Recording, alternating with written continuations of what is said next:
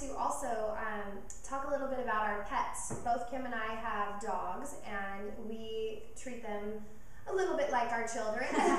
They're both all very spoiled, and so it's really important for us to really pay attention to what we feed our pets and how we take care of our pets, because in the long run, it can help extend their life and save you some vet bills if you do maybe just a few things preventative up front. I read a book, actually by the author, we'll list her name, I don't remember what it is, but that has this dog food company called Halo, and it really opened my eyes to the things that are in pet foods. And she encourages you to go and look at the back of the label, just as you would look at the label in your own food, right? And to look at it and identify what is inside your dog's food. And I was mind blown, because I was paying, I was buying what I thought was a really good brand of food. It wasn't like the cheapest food on the market, and it was full of fillers. Like the first 10 ingredients were just like flour and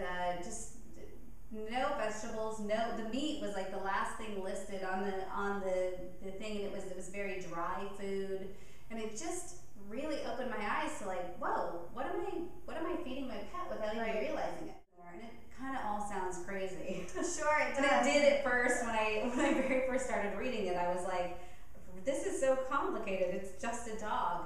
And as I started thinking about it, I was like, it's actually not that complicated, and it does make sense, and it takes just a few little steps and a little change of perspective to maybe make a big difference in my pet's life. So it's really a matter of paying attention to what you're feeding your dog, but then also there's, just as with humans, you can do some supplementation that can really make a big difference as well. Just as the air is chilling and starting to turn our skin a little bit drier, it's the same with our pets. And many of our pets that spend time outdoors need, to get a really healthy coat to be able to keep them warm throughout winter.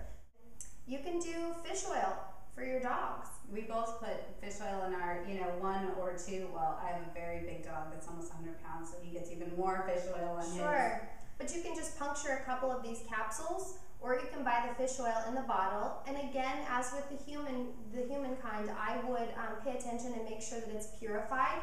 You can use human grade. You don't have to go to a pet store to buy it specifically for them. They can have what you're having. Flaxseed oil is also something you can supplement with.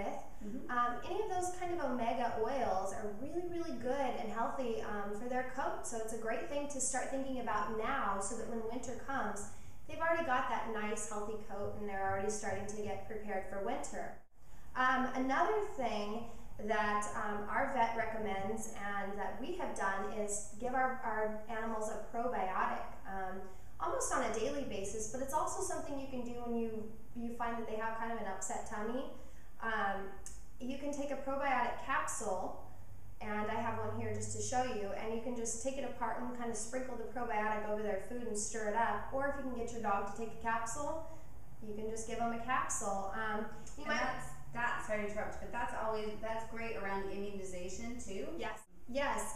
Probiotics are fantastic for helping it build the immune system, and also if they've been on any type of antibiotics, just like a human, a probiotic is a great way to get their system kind of back, regular and in shape. And again, it's a preventative thing too. It keeps their immune system good, so if you do it on a daily basis or maybe even a weekly basis, it helps to maintain that healthy gut flora so that it doesn't get depleted, and so that they're able to absorb all of the nutrients that they are getting in their food and supplements. And something else, we both live in cities, and when you do get snow and you get ice, the first thing the city does is put salt all over the streets. And I don't know if you've ever had a dog walking on salty snow, but it is just painful. It hurts their feet. Sometimes, even if they're not reacting to it physically, you'll see that their feet will just get really raw or even bleed. It's horrible. And oftentimes we don't have a choice but to walk our dogs, at least somewhat on that. And something that we found to be great is this udder cream, and you just put it on their feet before and after you go out, and they slide around a little bit on my floor when I get in, so it's like doggy ice skating when they get back into the house, which is kind of entertaining. But even if they do lick it off their feet, it's okay. It's not unhealthy for them. And also, dog ears, particularly if we've got terriers or pits, their ears, and even your Chihuahuas. Sure. They just have thin ears that have so many capillaries in them. Really watching out for that in winter, especially if you have a dog outside a lot. And putting creams and even like a Vaseline or a thick cream on their ears to protect it from that cold and to keep it moist, because once those those little, you may see stray dogs that have like the cuts or the notches in their ear that can never actually heal. And that is, that is a huge part of how they hear, the way their ears are shaped. Sure. And it's something to really be aware of, that if only our dogs could talk to us. There are probably Right. 100 more things they would tell us to tell you right now. Right. But it's, just some of these basic things to think about. And I'm sorry to interrupt you, I have one more thing. Our vet has actually recommended in the wintertime, you'll often notice your dog's noses might dry out. And you can take one of these capsules you could probably do it with fish oil, but he recommends vitamin E, just vitamin E capsules that you buy for a human. You just poke it, take a little drop on your finger and rub it on their nose, and it helps keep their nose hydrated. Again, it's the same thing, their nose will start to crack and get really uncomfortable for them, so something to look out for. So I hope these tips help your pet a little bit this fall and this winter. And if you have any tips that you've been using or you've found helpful with your pets, we'd love to hear from you. Absolutely.